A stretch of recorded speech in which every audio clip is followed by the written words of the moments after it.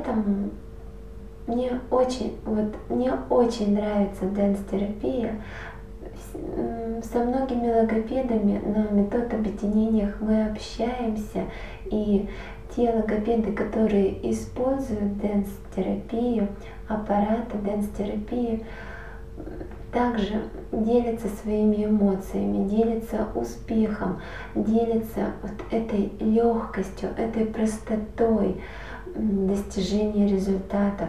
Причем радует то, что воздействие происходит не медикаментозное, что ребенок на фоне того, что у него преображается речь, становится чистой, красивой, понятной, ясной, развернутой, такой ребенок становится деятельный, творческий, активный, и притом он перестает болеть, либо болезней становится гораздо меньше, что отмечают также и родители таких детей.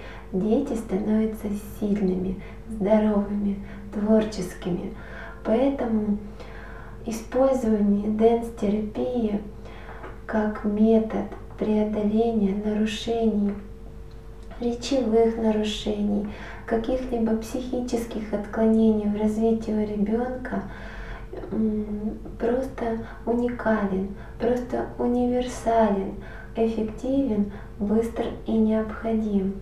А как пользоваться аппаратами дэнс-терапии, какие зоны воздействия, на какие точки биологически активно необходимо воздействовать при преодолении нарушений речи у детей и даже у взрослых, я расскажу в следующем блоке.